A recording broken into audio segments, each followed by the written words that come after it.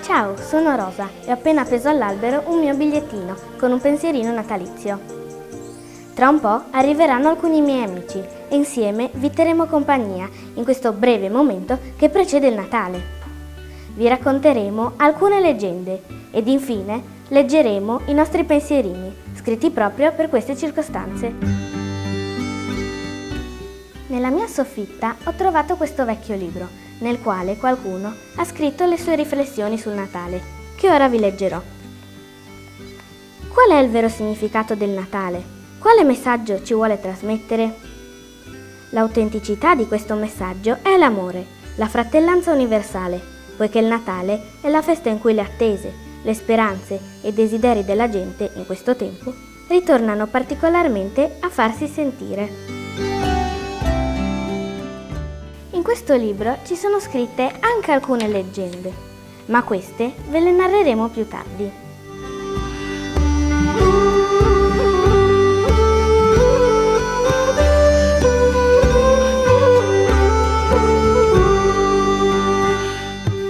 Chissà quante volte avrete ricevuto in dono la stella di Natale.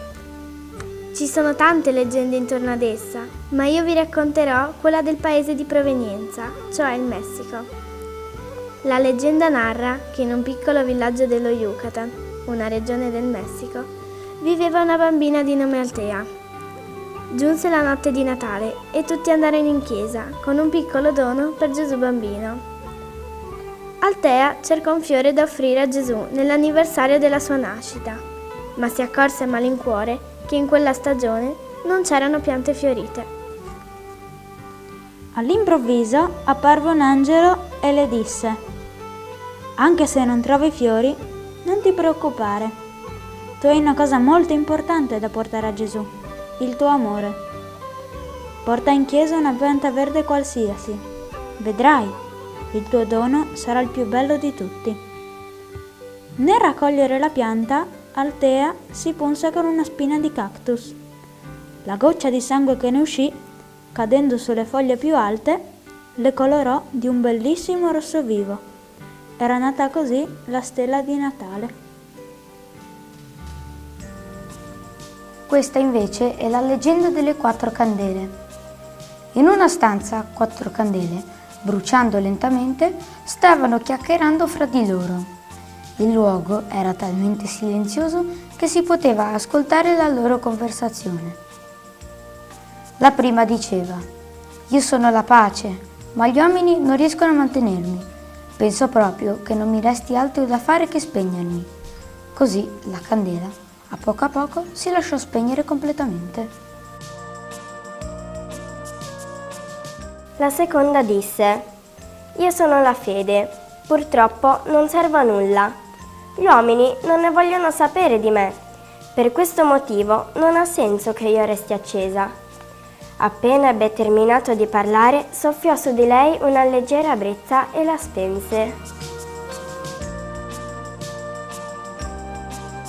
La terza candela, con molta tristezza, a sua volta disse: «Io sono l'amore, ma non ho la forza di continuare a rimanere accesa. Gli uomini non mi considerano e non comprendono la mia importanza. Essi odiano perfino coloro che più li amano, i loro familiari». E la candela si lasciò spegnere.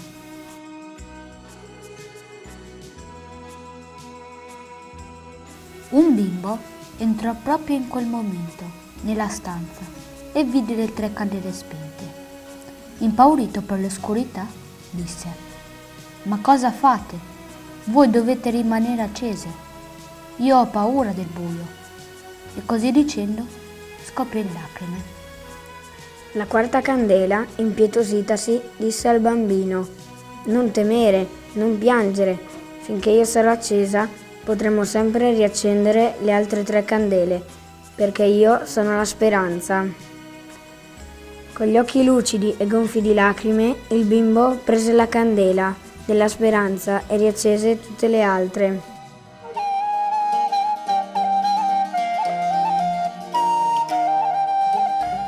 Tutti voi conoscete certamente il pettirosso, però dovete sapere che una volta il suo colore era semplicemente marrone. Questo piccolo uccellino divideva la stalla di Betlemme con Giuseppe, Maria, Gesù bambino, il bue e l'asinello. Una notte, mentre tutti dormivano, notò che il fuoco si stava spegnendo. Così volò verso le braci e tenne vivo il fuoco con il movimento delle ali per tutta la notte, per tenere al caldo il neonato. Al mattino si ritrovò con un bel petto rosso brillante, come simbolo del suo amore per Gesù bambino. L'ultima leggenda che vogliamo raccontarvi riguarda i Re Magi. Il nonno Elio, di Treppo Carnico, raccontava ai suoi nipotini che i Re Magi sarebbero stati 4 e non 3. Ebbene, i 4 Re Magi si riunivano per leggere i manoscritti e i libri che preannunciavano la venuta di Cristo.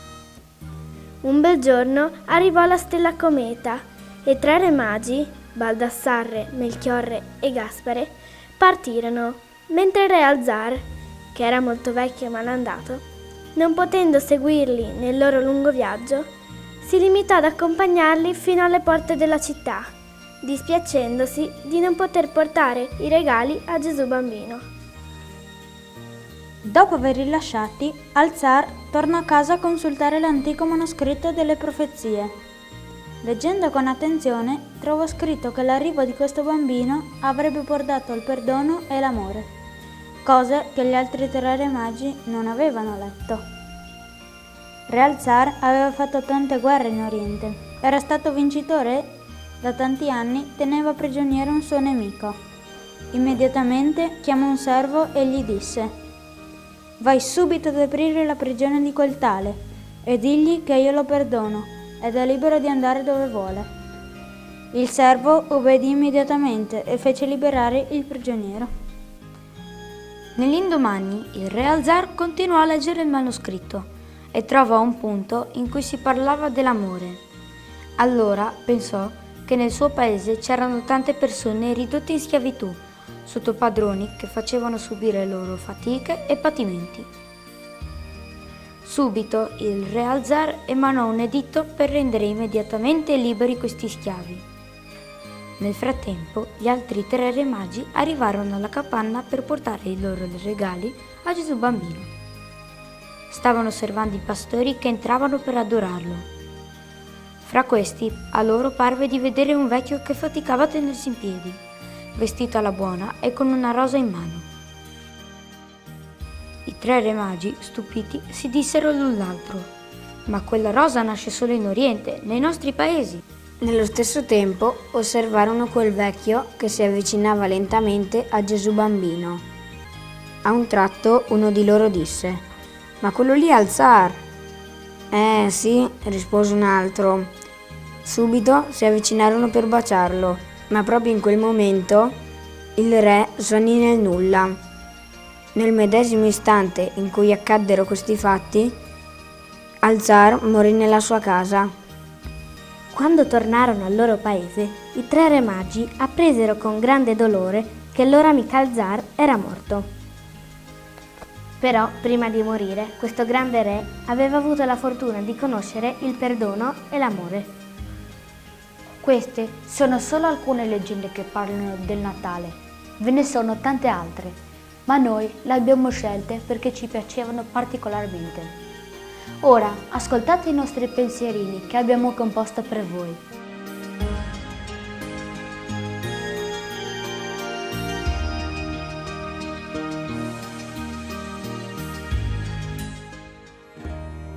Gli Io sono Martina. Auguro un buon Natale a tutti, ma in particolare alle persone che non hanno molte possibilità. Ricordatevi che la ricchezza non è avere molti soldi, ma l'amore delle persone care. Ciao, sono Marco. Qual è il giorno in cui tutti sono più buoni? Qual è il giorno in cui la neve copre i tetti delle case? Qual è il giorno in cui la serenità e la pace regnano nel mondo? Beh, quel giorno è il giorno di Natale. Io sono Cristina, auguro buone feste a tutti. Spero che il mondo intero possa passare questo magico Natale in compagnia, con lo spirito di fratellanza e di condivisione nel cuore.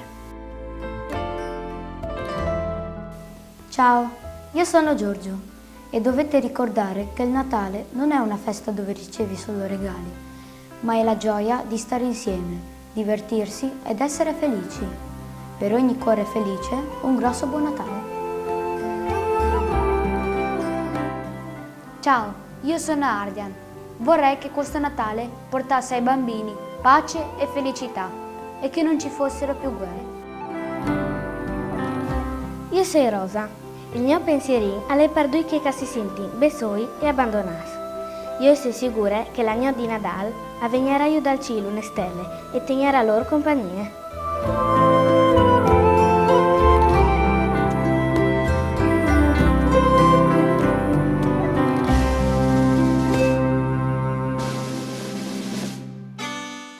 Sperin che os vedi fat plasè sta un po' in nostre compagnie. Prindi la sassi e vi fasin i migliors augurios di buenis fiestis. Puarte la paz in tal mondo, puarte la luz in te curs. Porta la pace nel mondo, porta la luce nei cuori. Bir pacene bot, bir dritten semrat. Bring den Frieden in die Welt, bring das Licht in unsere Herzen. Porte la paix dans le monde, porte la lumière dans le corps. Přines světu mír, přines světlo do našich srdcí.